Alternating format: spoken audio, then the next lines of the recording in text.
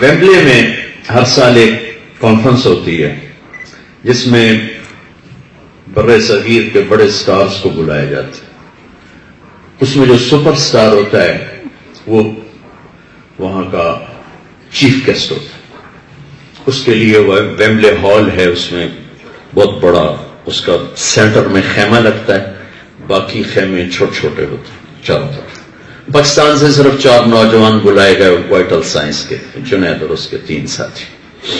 کہنے لگے میں جب انٹر ہوا تو میں نے چیف گیسٹ کا جب دیکھا خیمہ تو امیتابھ بچن کا تھا, تو اس کا نام ایسے بلبس کے ساتھ سپارک کر رہا تھا. تو ہم اس سے ملنے گئے تو وہاں بیٹھے بیٹھے مجھے خیال ہے کہ جنید کبھی تو بھی یہاں کا سپر سٹار ہو سکتا ہے. تو میں نے خود ہی کہا کہ نہیں تیری اتنی اوقات نہیں. 97 میں ملاقات ہوئی. سن 2000 کا جو فنکشن تھا اس میں یہ کہتا ہے جب میں گیا ہوں تو اس میلے کا چیف گیسٹ جنید جمشید تھا, اور میرے نام کا بہت بڑا وہ اسی طرح بلب جل رہے تھے. مجھے اندر بٹھایا. جب میں بیٹھ گیا تو میں نے اپنے آپ سے سوال کیا, جنید جس سکون کو ڈھونڈتے تھے وہ مل گیا؟ تو اندر سے آواز آئی کہ عزت تو ملی ہے, سکون نہیں ملا. کیا میرے اپنے اندر کی آواز تھی. عمران بشیر صاحب میں سے کہہ رہے تھے ایک واقعہ لوگوں کو سناؤ. 1992 میں ویمبلی ارینا ہے, بہت بڑا ارینا ہے, 18, 19, 20 ہزار آدمی ادھر پروگرام دیکھنے آتا ہے. تو ہمیں بھی بلایا گیا. وہ پروگرام میں تھے انڈین آرٹسٹ تھے, امیتابھ بچن, سلمان خان, 4-5 اور بھی 6-7 بہت سارے تھے. یہ وہ دور تھا کہ انڈیا پاکستان ایک دوسرے کے ساتھ اس طرح کے شوز کر لیتے تھے. تو کر بھی لیتے تھے, تو اگر بلانا بھی ہوتا تھا ان کو تو کس کو بلائیں, پاکستان سے کس کو بلائیں. پاکستانی آرٹسٹوں کو لوگ جانتے ہی نہیں تھے, پاکستانی نہیں جانتے تھے تو انڈینز کیا جانیں گے. ان کے بڑے بڑے سپر سٹارز تھے. ہم ویمبلی ارینا میں تھے, پیچھے ہمارے کمرے تھے, چھوٹے چھوٹے کمرے, لائن سے ایسے جیسے وہاں تک کمرے ہیں, لائن سے کمرے تھے. وائٹل سائنس, اکشے کمار, ان کی میں ایکٹرسوں کے نام بھول گیا ہوں, فلانی پھر فلانی, سلمان خان, شاہ رخ خان, عامر خان, ایسے کمروں کے نام تھے. تو ہمیں جو سٹیج مینیجر تھا وہ بھی کوئی ایک انڈین تھا, اس نے بلایا کہ بھئی امیتابھ بچن سب کو بلا رہے ہیں بتانے کے لیے کہ کل پروگرام کیسے ہوگا. تو ہم مطلب ابھی تھوڑی دیر میں پروگرام ہونے والا تھا, 1.5-2 گھنٹے میں. اب ٹینشن بھی شدید کہ یار اب یہ انڈین آرٹسٹوں کے سامنے ہم کیا جائیں گے, یہ تو اتنے مشہور ہیں. خیر ہم نے کہا یار کوئی نہیں, جاتے ہیں, کوئی اپنے بھی سننے والے بیٹھے ہوں گے. جب میں گیا ہوں نا تو ایک بڑا سا ڈور تھا, اس کے اوپر ایسے لکھا ہوا تھا امیتابھ بچن ڈور. تو جب وہ ڈور کھلا نا, وہ کمرہ نہیں تھا, وہ تو ایک اعلیٰ قسم کی سویٹ تھی, بڑی سی 3 کمروں کی, جیسے کسی ہوٹل کا بھی کیا کمرہ ہوگا جو وہ کمرہ تھا اندر سے. ہم اندر گئے, ہماری ملاقات ہوئی, انہوں نے سمجھایا پھر یہ ہوگا, پھر وائٹل سائنس سے بتائیں گے, پھر تم یوں کرو گے, پھر میں یوں کروں گا, پھر یہ سب. ہم واپس آ گئے. جب ہم باہر نکلنے لگے تو میرے ذہن میں آ رہا کیا کبھی ایسا ہو سکتا ہے اس دروازے کے باہر لکھا ہو وائٹل سائنس. ایک دم میرے دماغ نے ریجیکٹ کر دیا کہ یار کہاں تم اور کہاں یہ. 2000 جب آئی نا, سن 2000, تو بی بی سی نے دل پاکستان کو دنیا کا 3را سب سے مشہور گانا قرار دیا. پتا ہے آپ لوگوں کو یہ بات؟ شاید کچھ کو پتا ہو, کچھ کو نہ پتا.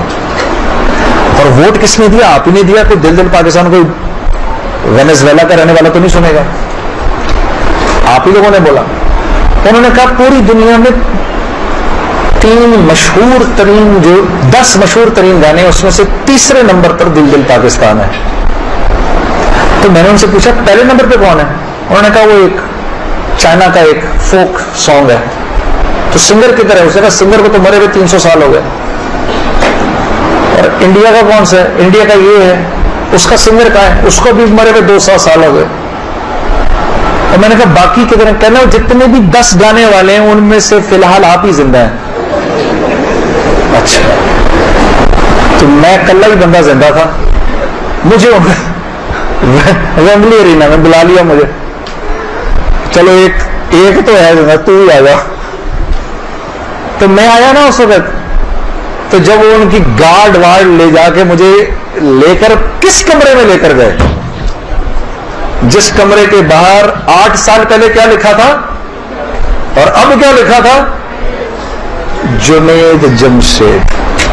میں نے وہ دیکھا کمرہ, دیکھتے ہی مجھے ایک دم 8 سال پیچھے چلا گیا میں. اور میں پہلے باہر کھڑا اس کو دیکھتا رہا. میں نے کہا یا اللہ, یہ تو نے سوچوں سے بھی پہلے کر دیا. تبلیغ میں لگ چکا تھا, میرے آخری دن تھے. آپ لوگوں سے شیئر کر رہا ہوں. پھر میں گیا, میں نے جا کے نماز پڑھی, ادھر 2 رکعت پڑھی, شکر کیا. میں نے کہا یا اللہ, مجھے نہیں لگتا اس کمرے میں کبھی کسی نے نماز پڑھی ہوگی. اسی بات کو یاد کر لیں اس دن, اسی بات پہ چھوڑ دینا مجھے.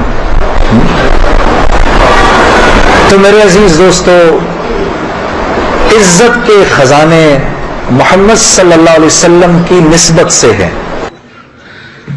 ہر فنکار پہ ایک وقت آتا ہے کہ وہ سسک کے مر رہا ہوتا ہے. 99.9 ہمارے شوبز کے لوگ اس طرح دنیا سے گئے ہیں کہ مٹی ڈالنے والا بھی مشکل سے کوئی ملا اور جنازہ پڑھنے والا بھی کوئی مشکل سے ملا. ہر فنکار پہ زوال ہے, چونکہ دنیا نام ہی زوال ہے. یہاں جوانی کے پیچھے بڑھاپا ہے, صحت کے پیچھے بیماری ہے, عروج کے پیچھے زوال ہے. امتحان کا جہان. ابھی اسے زوال نہیں تھا.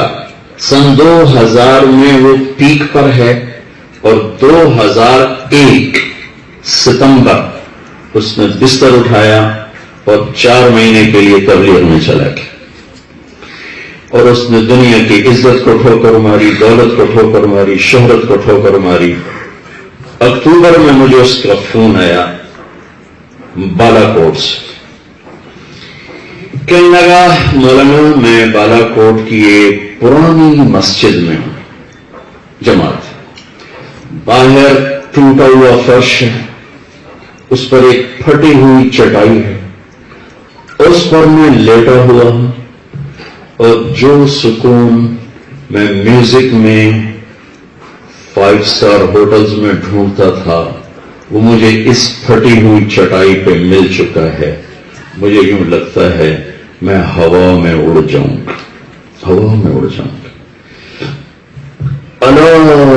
اللہ کا سائرن, اللہ قرآن میں عربی میں سائرن کی طرح کہ سب توجہ کرو, اللہ ایک سائرن کی طرح.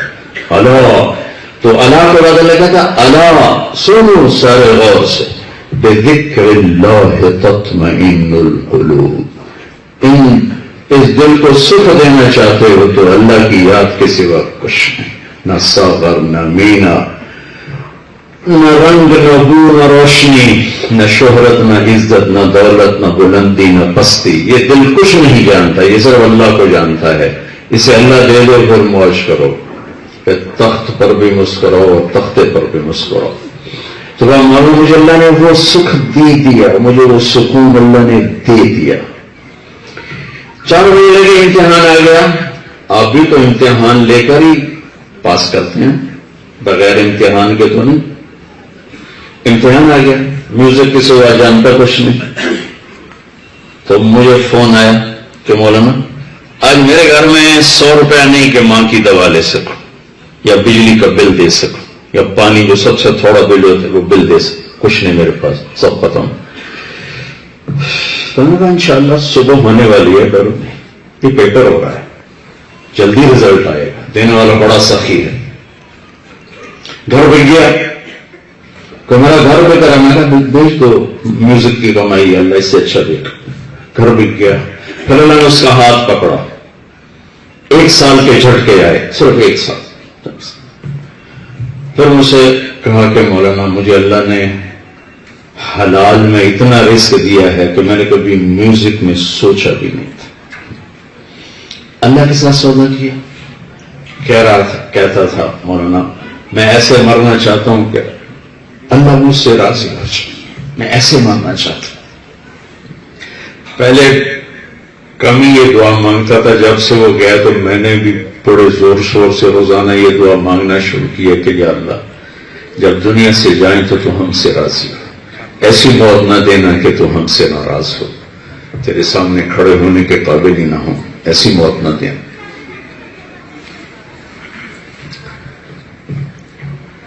اللہ کے ساتھ سودا کیا ہے اور میرا اللہ کہتا ہے فَإِن سَلَّمْتَ لِي فِي مَا أُرِيدُ كَفَيْتُكَ فِي مَا تُرِيدُ. اس پر یہ میں نے اس کو جوڑ دیا اس حدیث کے ساتھ کہ تو وہ کر جو میں کہہ رہا ہوں, پھر جو تو کہے گا میں وہ کر دوں, پھر وہ ہو تو چاہے گا. جانے سے چترال ہمارا کٹھا پروگرام تھا, میرا سہیل جنید تینوں ہم نے کٹھے چترال جماعت چل رہی تھی, جانے کا پروگرام تھا. میں اپنی مصروفیت کی وجہ سے رہ گیا. چترال سے 2-3 دفعہ بات ہوئی, چلنے سے پہلے بات ہوئی اور پھر اگلی بات ہوئی کہ وہ تو اللہ کے پاس چلے گئے. جانا تو سب نے ہے, اتنا ہی ٹائم تھا. اگر یہ میوزک میں ہوتا تو آج کسی کو پتہ ہی نہ ہوتا کہ جنید کون تھا اور کہاں مرا, کیسے مرا. جب اللہ کے ساتھ سودا کیا تو اللہ نے اس سے کروڑوں گنا عزت کو بڑھا کے, محبت کو بڑھا کے. چھوٹے چھوٹے بچے رو رہے ہیں, ارے بھائی تم تو جانتے نہیں, کیوں چھوٹے میرے پاس آتے ہیں جنید کا بڑا افسوس ہوا ہے, چھوٹے چھوٹے بچے. یہ وہ محبت ہے جو اللہ کے ساتھ سودا کرتا ہے, اللہ اس کے دل میں ڈالتا. میں اس کا جنازہ پڑھایا, میں نے جنازے پر بیان کیا. 32 ایکڑ کا پلاٹ تھا میرے عزیزوں, اور اس میں پاؤں رکھنے کی جگہ نہیں تھی. یہ وزیر صاحب بیٹھے ہیں, بڑے بڑے بادشاہوں کے جنازے اٹھے, وزیروں کے جنازے اٹھے. ہمارے علاقے کا بہت بڑا آدمی, سارے بڑے وزیر, سینیٹر, MNAs, اس کا انتقال ہوا. انہوں نے خانوال اسٹیڈیم, خانوال کے پاس میرا گاؤں ہے, وہاں انہوں نے اس کا جنازہ رکھا. سارے اسٹیڈیم میں چوکنگ کی, صفیں بنائی. وہ شہنشاہ جو اوپر ہے فیصلہ وہ کرتا ہے. ایک صف بھی نمازی نہیں تھے جنازہ پڑھنے والے, ایک صف. اور ہمارے ضلع کا سب سے بڑا آدمی تھا دنیاوی سٹیٹس کے لحاظ, مال کے لحاظ سے, سٹیٹس کے لحاظ, اور ایک صف جنازہ نہیں تھا. تو انہوں نے شرمندگی میں ایک صف کو توڑ کے 2 صفیں بنائیں کہ چلو کوئی بھرم نہ رہ جائے. اور جنید کے جنازے میں آنکھوں سے دیکھ رہا ہوں, 32 ایکڑ کا پلاٹ ہے اور پاؤں رکھنے کی جگہ نہیں جب صفیں بنی. جب نماز شروع ہوتی ہے, یا میں اپنے باپ کا جنازہ, ماں کے جنازے پر تو میں تھا نہیں, میں حج پہ تھا, میں نے باپ کا جنازہ پڑھایا, مجھے اپنے پر قابو نہیں تھا. میں نے جنید کا جنازہ پڑھایا, مجھے اب بھی قابو نہیں ہے, اور اس وقت بھی قابو نہیں تھا. تو جب جنازہ شروع ہوتا ہے تو خاموشی چھا جاتی. اب مسورات کو تو تجربہ نہیں, لیکن ہم مرد شریک ہوتے رہے. جب اللہ اکبر ہوتی ہے تو سناٹا چھا جاتا. یہ واحد جنازہ ہے میری زندگی کا, میں نے اللہ اکبر کیا ہے. تو جیسے میرے بیان میں لوگوں کے رونے کی آوازیں تھیں, ایسے ہی جنازے میں چیخ و پکار تھی اور رونے کی آوازیں تھیں. اور یہاں ایئر فورس نے اس کو پروٹوکول دیا, گارڈ آف آنر دیا ہے. C-130 کے اس کی میت کو کراچی شفٹ کیا ہے. وہاں رینجر نے اس کو گارڈ آف آنر دیا. وہ تو ایک سویلین تھا, فوج کیوں دے گی؟ فوج تو کتنے جرنیل جوتیاں چٹکاتے پھرتے ہیں, ریٹائر کوئی پوچھتا ہی کوئی نہیں. اس نے اللہ کے ساتھ سودا کیا تھا, اپنے اللہ کے ساتھ سودا کیا. اللہ کے لیے اپنی دنیاوی وجاہت, عزت, شہرت کو ٹھوکر ماری. میں تمہیں اصلی دوں گا, یہ تو کچھ بھی نہیں. تو میرے عزیزو, نوجوان بھی ہو, ادھیڑ عمر بھی ہو, بڑی عمر بھی ہو, مرنے سے پہلے اللہ سے سودا کر لیں. یہ امتحان کی جگہ ہے. آپ عورت ہیں, آپ کا بطور عورت امتحان ہے. ہم مرد ہیں, بطور مرد ہمارا امتحان ہے. یہ معذور بچہ ہے, اس کے ماں باپ کا امتحان ہے, اس کا امتحان. ہم صحت مند ہیں, ہمارا صحت میں امتحان ہے. پر ایک دن اللہ لانے والا ہے جس دن اللہ کھرے اور کھوٹے کو الگ کرے گا. وَامْتَازُوا الْيَوْمَ أَيُّهَا الْمُجْرِمُونَ. یہ امتحان کی جگہ ہے. آپ اندازہ فرمائیں, اللہ کو سب سے محبوب اپنے حبیب ہیں اور ان کی اولاد ہے. اللہ نے حسین جیسے ہستی کا سر کٹوا کے نیزے پہ چڑھا دیا, اور یزید جیسا جانور تخت پہ بیٹھا ہوا. تو یہاں